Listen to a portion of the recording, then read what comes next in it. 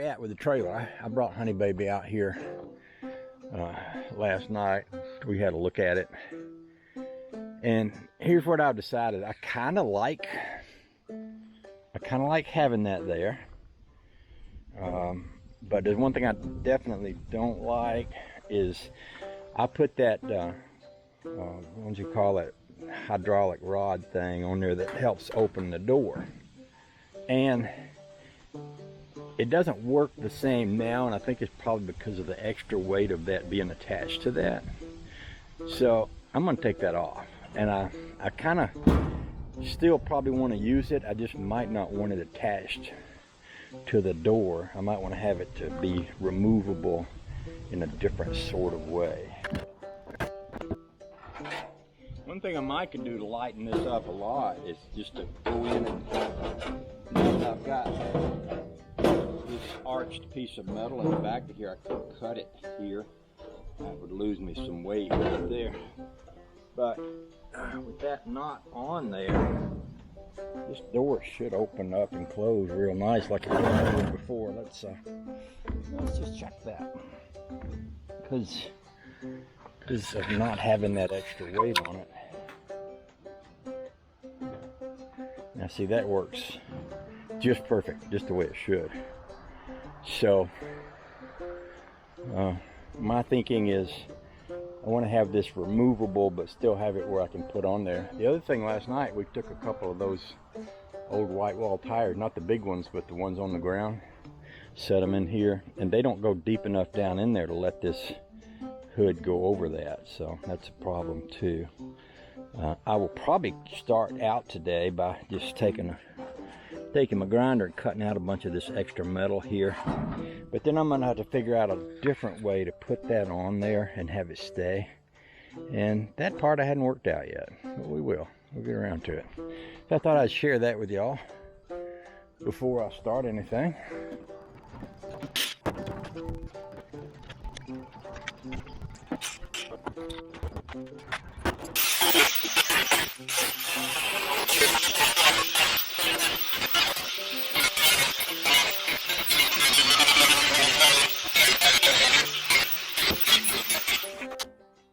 Okay then, we'll try that out on there. See what we think. Hey. Hi. Hi. I might put the screws back in there and just see how she lifts up. You know, that weight cut out that I just cut out of it.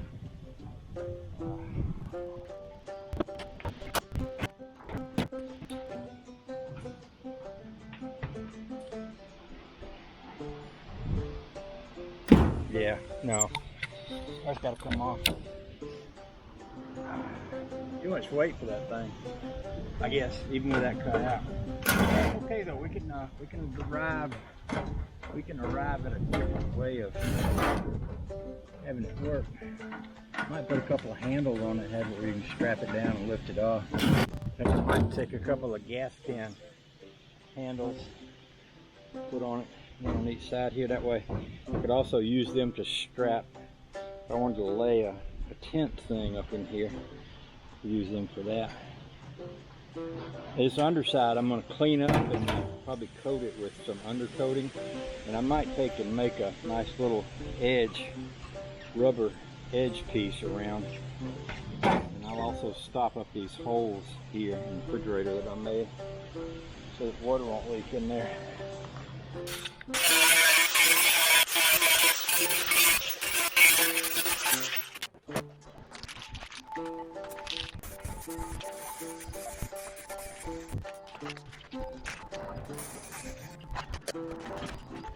Sometimes when I need a handle, like this one, then I'll use something like this. Take and cut this across here, and then take the handle off, which is exactly what I'm going to do to the door that goes on that. I'm going to put two handles on it so I can grab it and lift it off. I'll let you watch while I cut them out. This had acetone in it, so it might want to blow up. I'm going to take the pressure off of it first.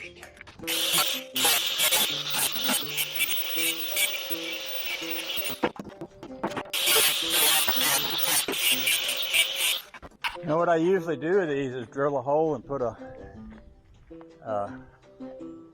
top rivet in.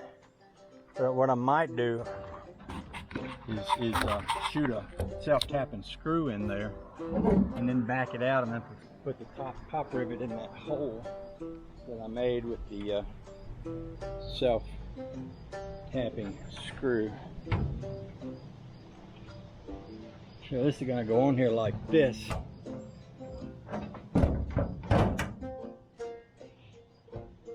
So the two handles should be about right here. So I'll go ahead and put one here, and then I'll get a little screw and I'll screw down into that, and then we'll talk about pop rivets. Screwdriver gun, so I thought I'd just go ahead and drill them and pop rivet them anyway, like I said before. So start with one right here. Now I'll go get a pop rivet to fit that. So there's my hole right there. Put that into that. It's all the way in. And I'm just going to squeeze it, and then squeeze it again, and then do it again.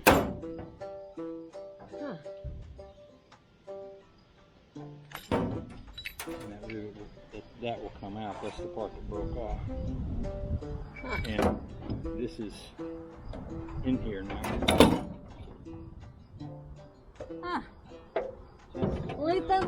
That's how pop rivets work. Huh. The advantage of pop rivets over screws is that these will loosen up from vibration and fall out. These won't. Yeah. So. Huh. Hmm. Well, there. Well, there. Now you know.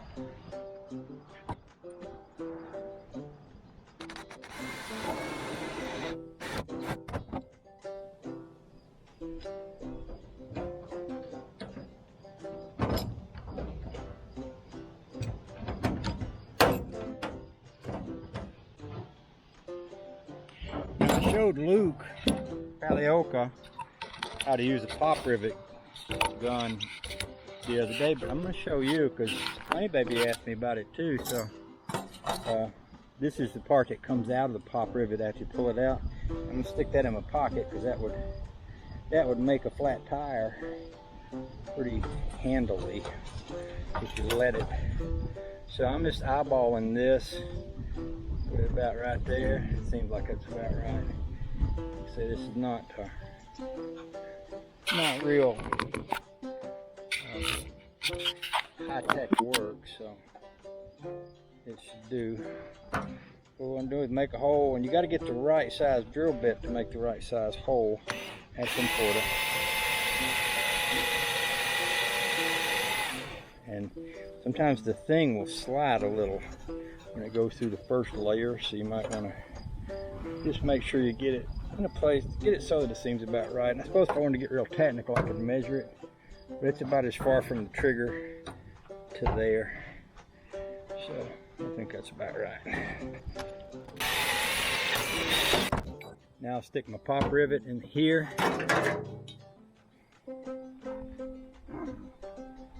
Stick this over the hole, put the pop rivet into the hole like that.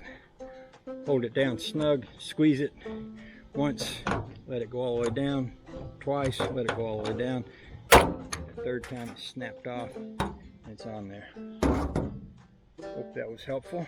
Let's do a few more. By the way, I think my pop rivet bounced off when I did that. That means I got a flat tire machine here on the ground somewhere I need to find and pick up. Here it is. Good idea to keep up with these things.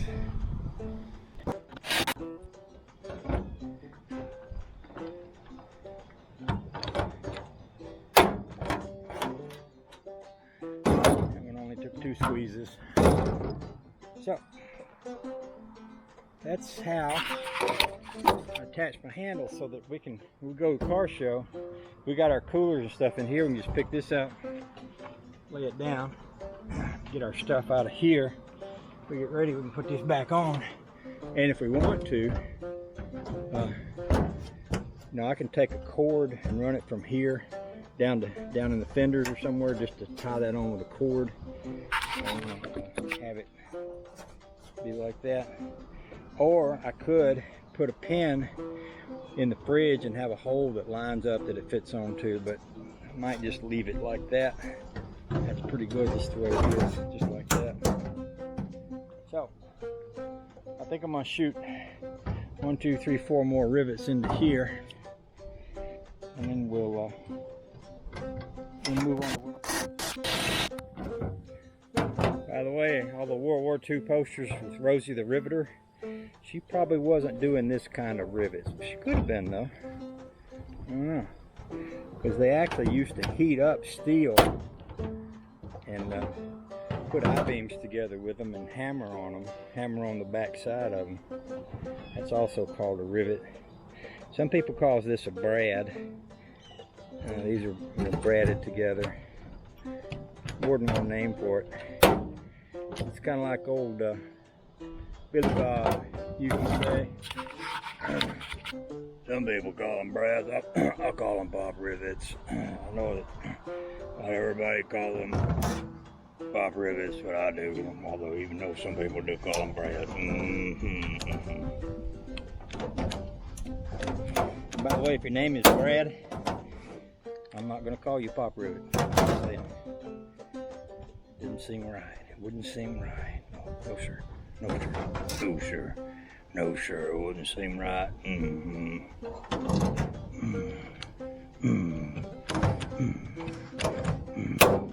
I like a little bit of mustard on my pop rivets.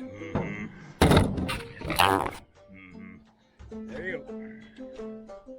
Easy peasy. I think I want to hammer this spot right over here. I hammered it out when I was raising it up, but I don't plan to be raising it up anymore, so I'm going to do a little hammer body.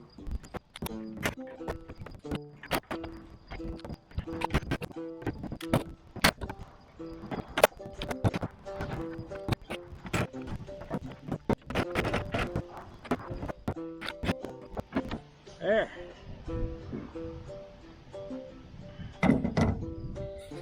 There. I like this. I like the look and the feel of it. I'm just going to get a hammer while I go. Hammer on that. I got sidetracked. That's good.